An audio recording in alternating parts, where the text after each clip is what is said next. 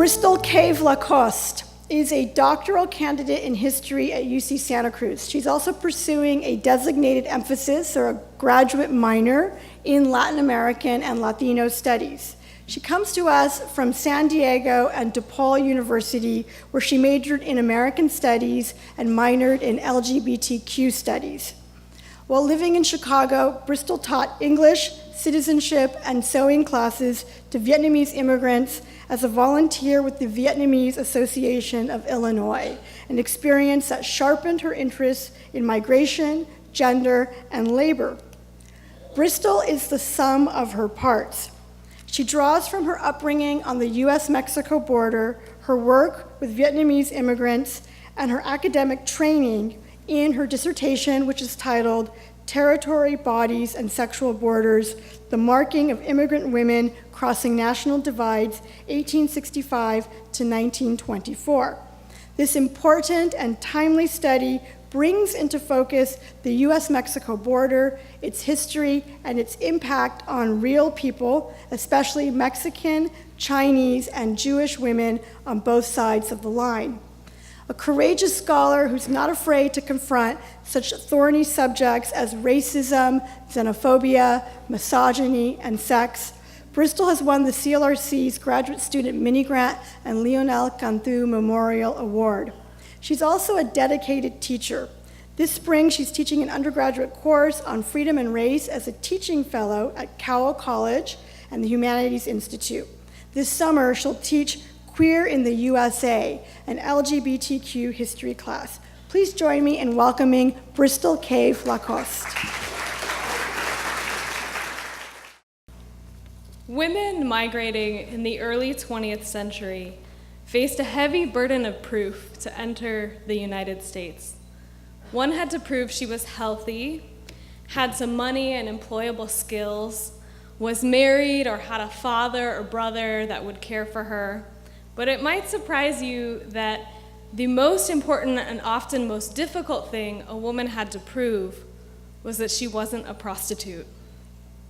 Immigration laws excluding or deporting women on the charge of prostitution or immoral purpose served as some of the earliest and most insidious forms of immigrant exclusion and criminalization.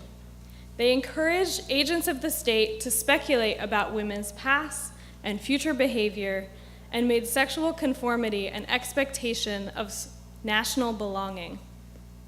Collectively, I refer to these policies as sexual policing, not so much because of the police involved, but because of the ways they enabled surveillance and punishment to follow women beyond the border and into their daily lives. And just to clarify, tonight, I'll be using the word prostitution as a historical legal category, but in the contemporary moment, we would refer to it as sex work. Sexual policing cast such a wide net, it often included women who were unlikely to do anything criminal inside the United States, but were still considered expendable, like Josefa Sanchez. In 1920, 60-year-old Josefa Sanchez was a grandmother with a goal. She wanted to cross from her home in Ciudad Juarez into El Paso on a daily basis to accompany her 13-year-old granddaughter to a better school. I'm using migrant to describe her because it's important that she didn't even want to live in the United States. She just wanted to commute daily. She sounds like a dangerous woman, right? So crossing the border in 1920 looked very different than it does now, and very different from places like Ellis Island. In 1920, border checkpoints and border patrol were only a few years old. Passports were only very recently issued. But these new stations were already becoming violent places. Besides facing high costs and interrogation, Mexicans often were forced into rooms and sprayed with chemical disinfectants, along with other dehumanizing processes. For decades, and really for centuries, people who lived in this borderland region had moved freely for day trips, seasonal work, or for longer. They usually had family on both sides of the border. But a few things would change between 1910 and 1920. Mexico had a revolution, and a lot of people moved or were displaced. Meanwhile, the United States was growing more nativist and isolationist. And when Americans wanted to reduce immigration from Asia and Europe, Mexicans were exempt from some of these laws, not out of benevolence, but because farmers wanted continued access to cheap immigrant labor. During World War I, National Guard soldiers were sent to the border, if that sounds familiar. They were mostly practicing drills and preparing for deployment, but they would end up crafting the first border patrol. They'd fill places like El Paso and change what migration could look like for women like Josefa. Now, in the context of the hundreds of case files that I've sifted through, Josefa's case is both representative and kind of astounding in its results. She was doing what a lot of caretakers did, migrating for children's educational purposes. And Josefa was really honest. She told agents that her own daughter hadn't made a comfortable home, and that's why she was raising her granddaughter herself. But agents would take issue with another part of her story. When Josefa had said she was widowed, it was by a man she had not been legally married to. Instead, she was legally married to a different man who had left her 20 years before, and she'd lost touch with him, as one does. So in the ensuing 20 years, she would cohabit with 2 other men who she hadn't been able to marry. And to most of us hearing the story now, it sounds pretty reasonable. What was a woman with children expected to do when her husband left her? But according to the questioning agent and his interpretation of US law, Josefa was a suspected prostitute. She stated on the record that she had never received money for sex or worked as a prostitute, which was a legally recognized form of work in Mexico.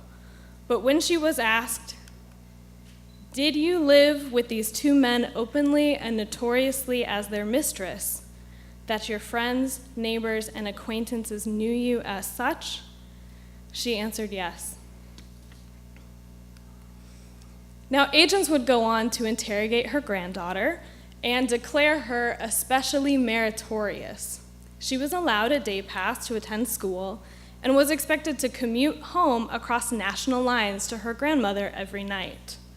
Yet on the charge of a crime involving moral turpitude, which is a phrase that's still used in immigration and citizenship law today, Josefa was excluded from El Paso. She would not be able to enter as her granddaughter's chaperone or to make day trips to a city that only a few years before had been crossed freely by residents who saw the 2 cities as one.